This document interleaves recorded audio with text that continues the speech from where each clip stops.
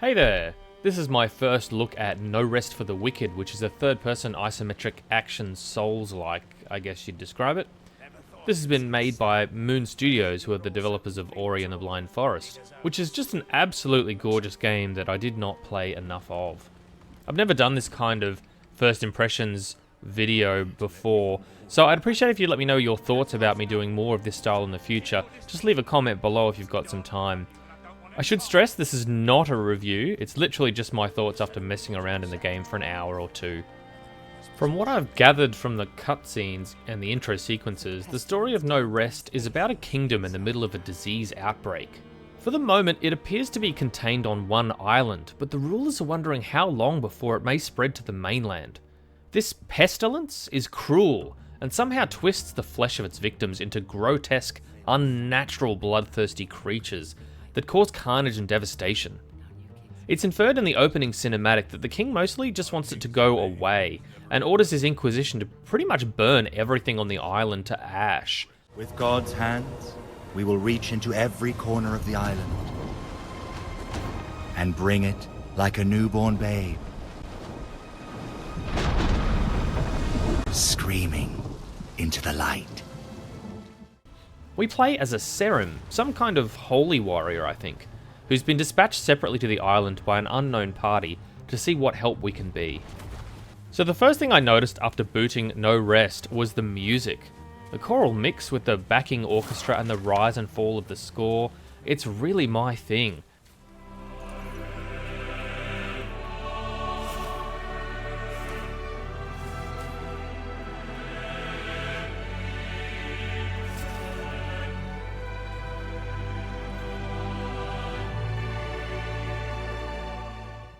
I'm definitely into movie orchestral scores, and this set me up already thinking I'm gonna like what's on offer here. I'll mention it later, but there was some pretty epic music during a boss fight that really set the tone.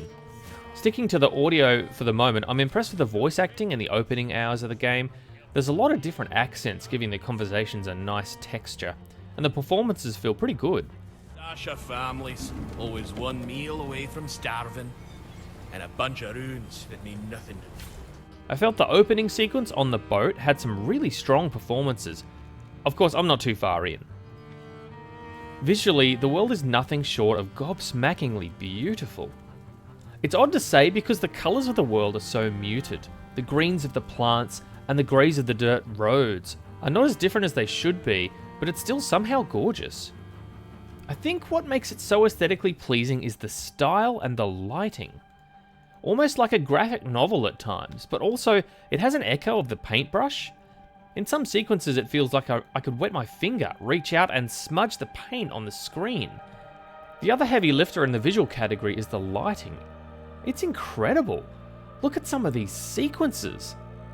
Where the edges reflect the light sources off screen. It's really nice work, and it gives off a mysterious and menacing undertone, telling us that there's something really not right with this island. The amazing visuals probably shouldn't be a surprise given this is the same dev as the Ori games, but it's still worthy of note. They really nail the atmospheric feeling. There's maybe one exception to the great visuals, which is the character and the character arms. What's going on? Why are they so long? Did my mum bang a gorilla or something? It just looks a little disproportionate, don't you think? So far, I'm really liking the gameplay. Enemy attacks are telegraphed pretty well. My character's hits feel really solid, particularly with the two-handed weapon. I've been playing on mouse and keyboard, even though the game says controllers are better. And I will say the UI certainly gives the impression of the game being developed more towards a controller than a keyboard, as some of the interactions in the menu are a little clunky to escape from, like the inventory section, for example.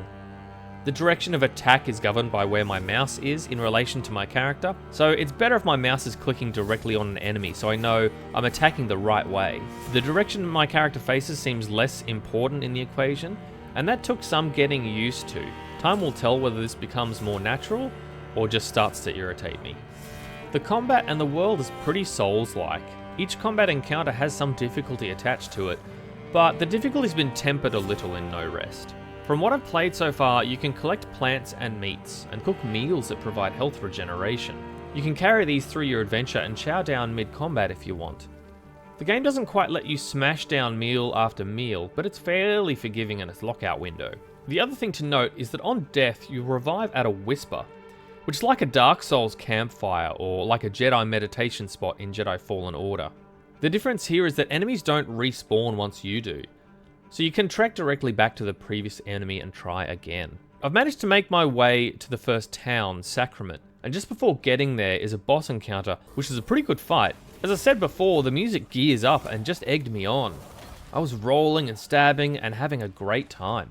It's not too hard so far, and I cleared that boss first try without too much of a problem. Keep in mind this is really early game, so I'm hoping things ramp up a little in difficulty later. Anyway, that's all I've got for now. If you're keen on hearing some more thoughts on this game, let me know below, and I'll put it on the roster for a fuller playthrough so I can give more complete thoughts. Obviously, I'm not going to give the game a grade, but I think it's worth answering the question, has No Rest for the Wicked impressed me enough to keep playing? Absolutely yes.